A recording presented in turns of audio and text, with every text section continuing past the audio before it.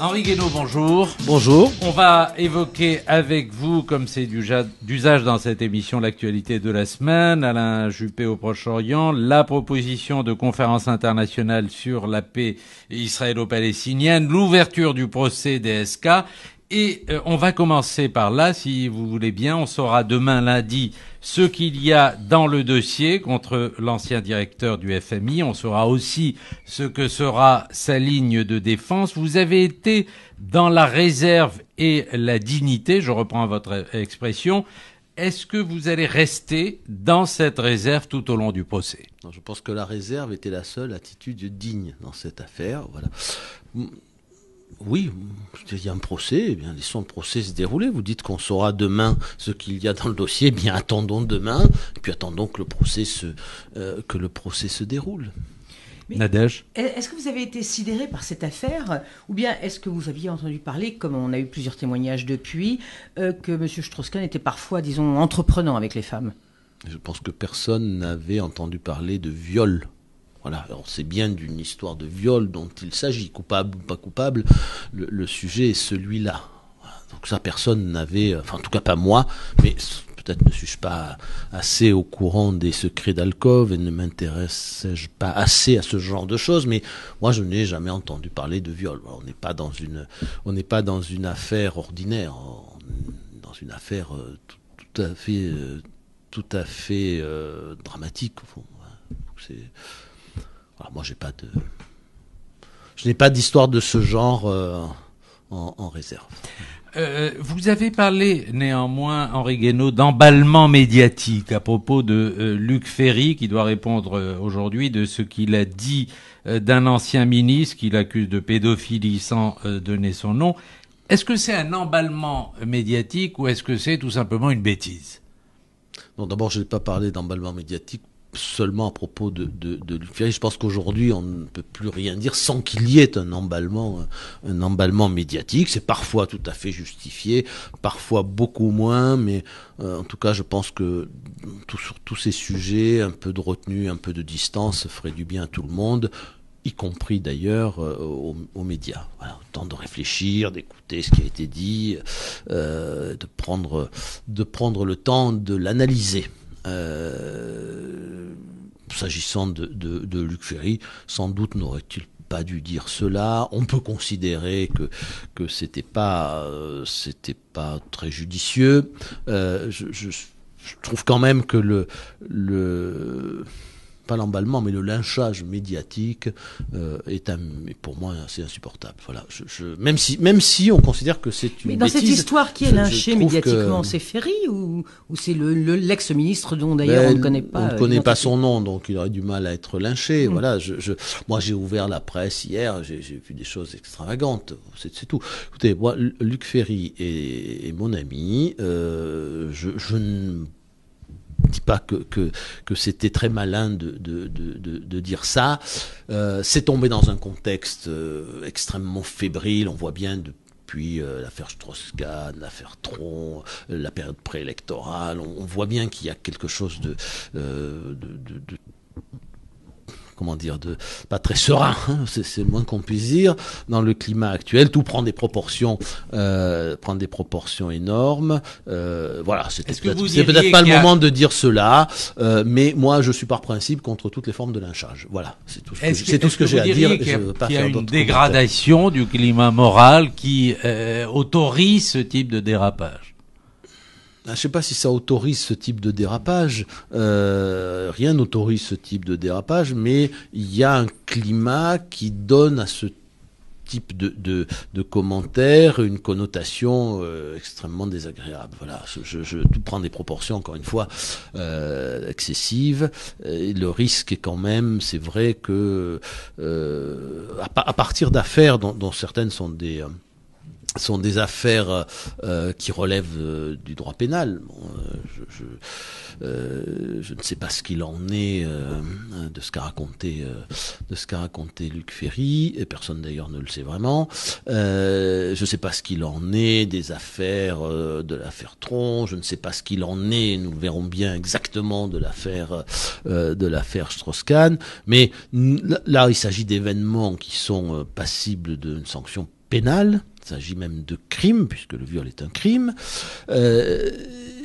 Mais le danger est que on passe de ces affaires-là à un grand déballage, à une grande vague de puritanisme, de moralisme, d'ordre moral, et l'ordre moral est souvent destructeur de l'ordre social. Voilà, je crois qu'il faut faire très, très attention et que chacun doit, j'y reviens, avoir un minimum de retenue sur ces sujets. Ça me paraît la seule chose décente et digne qu'il soit possible de faire. Voilà mon opinion. Maintenant, je n'ai pas envie de parler de ça plus avant, précisément parce que je n'ai pas envie de patauger là-dedans. Voilà. On comprend bien que vous n'avez pas envie de patauger là-dedans, mais malgré tout, c'est quand même finalement peut-être une bonne chose qu'il y ait des histoires un petit peu sordides qui sortent aussi. Ça empêche les abus et les abus futurs. Non, mais on mette sur la table les crimes ou les délits qui sont commis, ça c'est tout à fait normal. Et qu'ils soient sanctionnés est tout à fait normal. C'est même nécessaire. Bon. Le danger, c'est qu'à partir de là, un grand courant de suspicion se mette à toucher tout le monde, qu'un besoin de transparence tout à fait légitime au départ devienne une exigence de transparence absolue qui tue toute forme d'intimité, toute forme de respect de la vie privée. Et alors là, nous entrerions dans une période et dans un climat extrêmement tout à fait différent et délétère. Donc voilà, il faut pas tout confondre et ça relève de la rigueur que chacun d'entre nous doit mettre dans ses rapports avec ce genre de phénomènes et d'événements. Voilà, faisons attention. Voilà, je trouve que c'est un domaine où le mieux peut finir par être l'ennemi du bien. Voilà, c'est encore une fois les crimes, oui, les délits, oui, ça se dénonce et ça se condamne. Et puis il y a tout le reste. Faisons attention au respect de la vie privée, à l'intimité, voilà, au respect des sentiments de chacun et des manières de vivre des uns et des autres. Voilà, je suis frappé, si vous voulez, quand même aussi par le fait qu'il y ait une exigence croissante de moralité de la vie publique. Bien.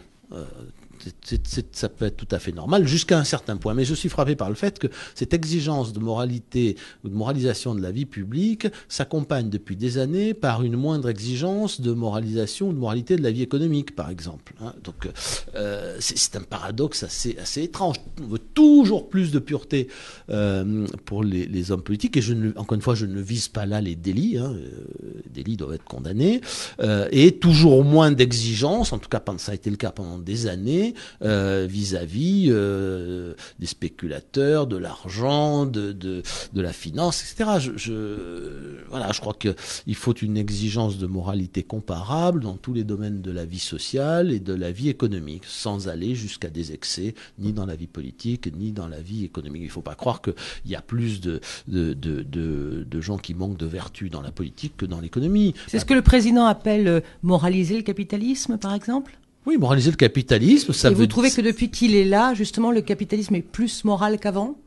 Je trouve que depuis qu'il est là, il y a une exigence beaucoup plus grande vis-à-vis précisément de la vie économique et financière. Et ça se traduit comment ? Alors, ça s'est traduit par le fait qu'on a commencé à édicter des règles au niveau international, sous la pression d'ailleurs de la France, et au niveau européen et national. Je pense aux paradis fiscaux, je pense aux bonus, aux rémunérations, je pense à la réglementation bancaire, à celle des marchés. Je pense à tout le programme que la France propose pour sa présidence du G20, notamment la spéculation sur les marchés de matières premières ou la taxation des transactions financières. Moraliser le capitalisme, ça ne veut pas dire faire de la morale, ça veut dire mettre de la morale dans les règles qui régissent le capitalisme. Voilà. Et le moins qu'on puisse dire est que les 30 dernières années n'ont pas tellement favorisé la montée de la morale dans ce secteur. On avait même fini par théoriser l'absence de morale. On disait, écoutez, l'économie n'a à être ni morale ni immorale, elle est amorale, c'est-à-dire en dehors de tout jugement moral. Eh bien, moi, je considère vous voulez remettre de la politique je- dans l'économie, je- si je oui, comprends bien. et de la morale, mais de la morale dans les règles de l'économie. Il n'y a aucune activité humaine qui soit susceptible d'être exonérée d'un jugement moral. Aucune. Voilà. Tout ce que font les hommes peut être passible d'un jugement moral. Alors retrouvons ce sens de la morale, encore une fois, qui me paraît absolument nécessaire, pas seulement dans la vie politique, mais dans tous les aspects de la vie sociale, sans tomber dans l'ordre moral, sans tomber dans le moralisme, sans tomber dans la négation de l'intimité, de toute forme d'intimité, de toute forme de respect de la vie privée, et les choses iront mieux. Mais vous comprenez bien que tout ça est un problème d'équilibre, de raison, voilà, on fait pas une république, on fait pas une société, on fait pas une démocratie sans un minimum de vertu, d'exigence morale. On n'en fait pas non plus, encore une fois, quand on tombe dans l'ordre moral et dans la négation de toute forme d'intimité. Voilà, il faut trouver un équilibre. Alors, vous allez, il y a un an qui nous sépare des présidentielles, et donc vous allez pouvoir, vous avez lancé déjà un débat, et vous allez pouvoir en parler dans l'année qui s'ouvre. Pour 2012, tout le monde s'attendait à une affiche d'Esque à Sarkozy, et tout le monde sait aujourd'hui que les primaires vont se présenter autrement pour le Parti socialiste. Il y aura plusieurs candidats, on en devine un certain nombre. Vous avez une préférence ? Ah, aucune. Le candidat que je soutiendrai prendra le candidat ou les candidats qui seront en face de lui tels qu'ils sont. Voilà, c'est pas à moi de choisir le candidat qui sera opposé à celui que je soutiendrai. Justement, vous dites que vous allez soutenir le candidat qui se présentera pour votre camp. Non, alors, pas pour mon camp. Non, moi je déteste ces histoires de camp. Donc le candidat que je soutiendrai. Voilà. C'est pas un problème de camp. On a une petite idée, hein, même si c'est pas encore présenté. On se doute bien que ce sera Nicolas Sarkozy. Comme disait le général de Gaulle, vous le serez le moment venu. Le moment venu. Bon, alors pour l'instant, on fait semblant de pas savoir, mais on se doute quand même que c'est lui. Est-ce que une candidature de Jean-Louis Borloo vous inquiète ? Rien ne m'inquiète, moi. Je suis pas inquiet du tout. Moi, je crois qu'une élection présidentielle, ça se gagne sur ce que l'on incarne, sur la confiance que l'on peut espérer des Français, sur les qualités d'homme d'État dont on peut témoigner. Voilà, c'est donc quelles seront les valeurs, les principes, les idées, le caractère, les qualités du candidat qui se présentera. Voilà la seule chose qui, à mes yeux, compte vraiment. Alors après, je dis pas qu'il faut pas tenir compte des problèmes d'arithmétique, mais je pense qu'une élection présidentielle, ça se joue d'abord sur les qualités de celui qui se présente. Alors, sur l'arithmétique, on a observé un léger frémissement dans les sondages ce week-end pour le président de la République, pour le candidat que vous soutenez. À quoi vous attribuez ce frémissement ? Moi, là encore, les sondages... Que dire des sondages ? Ils avaient désigné tellement de candidats vainqueurs qui ont été battus et tellement de candidats battus qui ont été vainqueurs au cours des 40 dernières années. Je ne sais pas s'il y a un frémissement ou s'il n'y en a pas. Encore une fois, le président de la République est en fonction, il gouverne. Et c'est tout ce qui compte. Et puis le moment venu, il dira s'il est candidat ou pas, commencera une campagne, il dira ce qu'il veut, pourquoi il se présente, s'il se présente aux yeux des Français, les Français jugeront des qualités dont il a fait preuve pendant sa présidence, et puis c'est ainsi que se déroulera la campagne présidentielle. Moi, je ne sais pas s'il y a un frémissement ou s'il n'y en a pas, et décollons un peu le nez des sondages, et la politique française se portera un peu mieux. Henri Guénaud, quelques mots de politique internationale, si vous voulez bien. Alain Juppé faisait une tournée au Proche-Orient cette semaine avec une proposition de conférence internationale qui devrait se tenir début juillet, si j'ai bien compris. Quelles sont les chances que cette conférence ait lieu, puisque la conférence a été repoussée à plusieurs reprises ? Écoutez, c'est toujours difficile d'évaluer les chances, parce que tout ça dépend de la bonne volonté des partis en présence. Voilà, donc la France propose, la France se bat pour que le dialogue reprenne, et puis après elle prend acte des circonstances et de la position des uns et des autres. Il faut reconnaître que la situation au Moyen-Orient et sur le conflit israélo-palestinien est aujourd'hui particulièrement compliquée, qu'il est particulièrement difficile de faire avancer les choses. La France ne se découragera pas pour autant. Voilà. Nadège ? Et à propos de la Libye, le secrétaire général de l'OTAN vient de dire que Kadhafi, c'est fini. Hein, c'est juste une question de temps. Mais en attendant, lui, il est toujours là et puis les combats continuent. Hein. Alors, est-ce que ça veut dire qu'on est en train de s'enliser ? Il y a un risque là ? Non, je crois que les choses évoluent plutôt dans le bon sens, que la pression que met la coalition, pression militaire, s'accroît, que cette pression porte ses fruits, mais je pense que pas la peine de disserter à l'infini. Pour l'instant, on voit bien que nous ne sommes pas arrivés au terme du processus de désintégration du régime du colonel Kadhafi.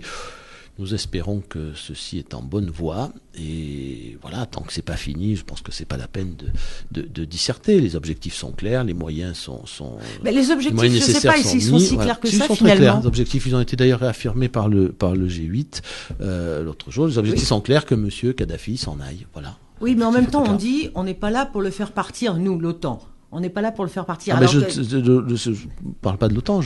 C'est pas l'OTAN qui décide. C'est pas l'OTAN qui dirige, ce sont les politiques qui dirigent. Hein, c'est les gouvernements, chefs d'État et de gouvernement de la coalition avec un mandat de l'ONU qui décident. L'OTAN est un instrument dans cette affaire. Voilà. Et la position des membres de la coalition, elle est claire et elle a été réexprimée au moment du sommet du G8. C'est que il faut maintenant que le colonel Kadhafi s'en aille. Voilà. Mais il ne va pas partir parce que vous lui dites de partir, tout simplement. Ah, nous ne alors. lui disons pas de partir, nous mettons les moyens en place nécessaires pour qu'il s'en aille. Voilà, et vous trouvez qu'il y a assez de moyens actuellement où il faudrait d'une intervention au sol, ou puisqu'on envoie des hélicoptères. Oui, mais les hélicoptères, c'est pas une intervention au sol. Le mandat de l'ONU ne donne pas à la coalition mandat d'intervenir au sol. Mais si ça se prolonge, est-ce qu'il va falloir peut-être demander à l'ONU un nouveau mandat ? Si on prend toujours la pire des situations, on va disserter très longtemps. Je veux dire, et si, vous savez, ma grand-mère disait, et si on mettait Paris en bouteille aussi. Oui, mais d'accord. Tout ça n'a pas de sens. Pour l'instant, les choses se font avec une gradation continue et une pression de plus en plus forte. On peut penser que cette intervention et cette méthode de pression de plus en plus forte ont permis d'éviter un énorme bain de sang en Libye.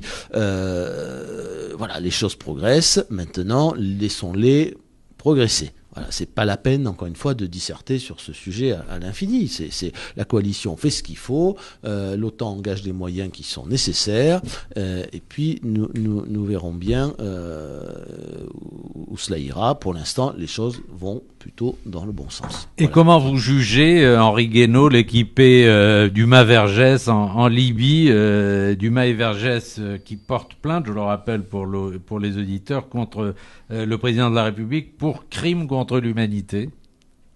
J'hésite entre ridicule et pitoyable. Voilà. Je n'ai rien d'autre à dire. Je n'ai rien d'autre à dire. Je pense que leur attitude parle pour eux. Voilà.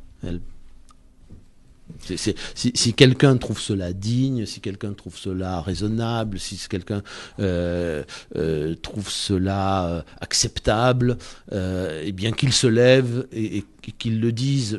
Franchement, voilà, on est au-delà de toute raison et de toute dignité. Voilà, c'est après, mais chacun fait ce qu'il veut. Voilà. Alors, Henri Guénaud, je vous ai vu l'autre soir sur France 2. Vous avez dit avoir été marqué par le livre Le Premier Homme d'Albert Camus. Je fais référence aussi à ce que vous avez dit tout à l'heure sur la morale, sur l'introduction de la morale dans la vie économique. On se souvient aussi du fameux discours qui faisait référence, du président de la République, qui faisait référence à Jaurès et à Blum. Est-ce que vous n'êtes pas un personnage politique atypique, avec des référents de droite et des référents de droite qu'on connaît, Philippe Séguin, le général de Gaulle, et aussi des référents de gauche. Oui, je pense que c'était assez difficile d'expliquer au général de Gaulle qu'il était un homme de droite. Quant à Philippe Séguin, il ne cessait de répéter que le problème du mouvement gaulliste, c'était de lutter continuellement contre sa droitisation. Voilà. Donc, il ne s'est jamais défini lui-même non plus comme un homme de droite. C'est pas atypique, ça s'appelle le gaullisme. Voilà, le gaullisme, c'est, vous savez, le général de Gaulle disait, la France c'est pas la droite, la France c'est pas la gauche, la France c'est tous les Français. Voilà. Et mon ami Charles Pasqua, que je cite souvent, disait, si être pour la justice sociale c'est être de gauche, je suis de gauche, et si être pour l'ordre et l'autorité c'est être de droite, je suis de droite. Voilà. Eh bien, ça me convient parfaitement comme définition, ça ne m'est pas propre, mais je m'y retrouve. Voilà. Je vois pas où est le caractère atypique de cette position. Je ne suis pas de gauche, je ne suis pas de droite, je ne suis pas centriste. Cherchez ce que je peux être, moi, je suis gaulliste. Voilà. Alors il y en a d'autres qui veulent dépasser le clivage droite-gauche, qui sont pas gaullistes. Le gaullisme, c'est toujours une valeur d'actualité. Ah ben c'est la mienne en tout cas, voilà. C'est longtemps j'ai pas employé ce mot parce qu'il me semblait qu'il ne voulait rien dire, mais finalement j'ai rien trouvé de mieux pour me définir, donc je me définis ainsi sans que j'en fasse une religion. Je suis le gardien d'aucun temple, mais voilà, moi je me reconnais dans cette histoire qui commence en gros le 18 juin 1940 et qui s'achève en 1969. Elle me parle, elle a pour moi une grande signification, elle est une source de leçons inépuisables, morales, intellectuelles et politiques. Voilà, c'est tout, c'est une actualité pour moi. Nadège Jagerman, dernière question. C'est une question qui n'a plus rien à voir. Mais encore une fois, il y a des gens qui veulent dépasser ce clivage et qui ne sont pas gaullistes. Tout est dans la... Et vous mettriez le président de la République dans ce cas-là? Non, le président de la République, il est président de la République, donc par nature, il s'efforce de dépasser les clivages. Non, mais il y a d'autres familles politiques qui sont pas du tout gaullistes, qui sont même l'antithèse du gaullisme et qui cherchent à dépasser le clivage droite-gauche. Cherchez bien sur l'échiquier politique. Alors, qu'est-ce que ça veut dire alors qu'on n'a pas besoin d'être gaulliste pour être gaulliste en fait ou pour faire du gaullisme? Mais pas du tout. Des gens qui ne se reconnaissent pas dans ces catégories de la droite, de la gauche et du centre, il y en a d'autres. Voilà. Mais cherchez dans les gens qui peuvent trouver leur inspiration dans les mouvements de l'entre-deux-guerres. Voilà, ça ne nous aide en rien cette classification de la droite et de la gauche, en rien. Rien. Voilà, il y a un parti qu'on classe trop souvent à l'extrême droite et qui ne cesse de vouloir dépasser ce clivage. Voilà. Il y a deux façons de dépasser le clivage, la gaulliste ou gaulienne et puis la fasciste. Voilà, pour faire simple. D'accord. Mais oui, mais les mouvements fascistes de l'entre-deux-guerres, ils venaient autant de la droite que de la gauche. Voilà, Mussolini était un militant socialiste. Les Vichy, il y avait la moitié des gens qui venaient de la droite et l'autre moitié qui venaient de la gauche. Voilà, Déa était le dauphin de Blum, Doriot venait du Parti communiste, Adrien Marquet, maire de Bordeaux, qui a été ministre de Vichy, venait de la SFIO. Bref, je crois qu'aujourd'hui, ce clivage, ces catégories de droite et de gauche ne nous aident plus à penser. Voilà, au contraire, ils nous empêchent de penser. Pensez qu'aujourd'hui, Marine Le Pen, ça n'est pas l'extrême droite. Mais on peut appeler ça l'extrême droite si on veut, mais l'extrême droite, c'est un abus de langage. C'est-à-dire qu'elle se trouve pas à l'extrémité de la droite. Elle se trouve. Il n'y a pas plus à droite qu'elle, en tout cas. L'extrême droite, mais pas du tout. Moi, qu'est-ce que j'ai comme rapport avec Madame Le Pen? Moi, qu'est-ce que le président de la République a comme rapport avec Madame Le Pen? Qu'est-ce que les députés de droite ont comme rapport avec Madame Le Pen? Voilà, je comprends pas c'est un parti extrême.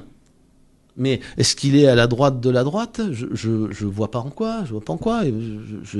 Non, c'est un parti qui se revendique d'ailleurs de plus en plus ouvertement comme un parti dépassant les clivages. Mais ça a été de tout temps la revendication de cette famille politique. Et il y a deux façons de dépasser ce genre de clivage. Il y a la gaulliste, ou gaullienne, comme vous voudrez, et puis il y a la version fascisante, voilà, qui est une espèce de mouvement, au fond, révolutionnaire. Et l'entre-deux-guerres nous a donné une vision très claire de leur source d'inspiration, de leur façon de se positionner sur l'échiquier politique. Méfions-nous simplement de ne pas laisser à ce que vous appelez l'extrême droite, c'est ça, le monopole de ce dépassement. Et vous l'appelez comment? Vous l'appelez moi, je l'appelle pas parti populiste? Non, je l'appelle pas. C'est un parti extrême, voilà, qui puise ses racines dans des mouvements qui ont s'inscrit de l'entre-deux-guerres, de certains mouvements de l'entre-deux-guerres, ou des années qui sont revenus progressivement sur la scène politique en Europe dans les années 50, 60. Voilà. Mais quel besoin de l'appeler, sauf pour dire que ce sont des mouvements extrémistes et qu'il ne faut rien leur laisser. Moi, je ne veux pas laisser la nation à ces mouvements extrémistes. Je veux pouvoir en parler sans me préoccuper de la manière dont ce mouvement où Madame Le Pen en parle. Je veux pouvoir parler de la nation comme Péguy et pas comme Maurras. Voilà, je veux pouvoir en parler comme De Gaulle ou Philippe Séguin et pas comme Jean-Marie Le Pen ou comme Mussolini. Simplement sortons de ces schémas. Ne faisons pas comme si tout ça était très simple. Il y a d'un côté la droite, de l'autre la gauche. Il y a le bien et le mal. Voilà, tout ça nous conduirait à de graves déconvenues. Et ne leur laissons rien, ni la République, ni la nation, ni l'État, ni l'autorité, ni la question sociale, rien. Voilà, rien. Et cessons de nous préoccuper de ce qu'ils disent pour nous préoccuper d'abord de ce que nous avons à dire. Dernière question, mais vous avez vraiment 30 secondes, Nadège Jagerman. Alors, qui n'a plus rien à voir, hein, ma question.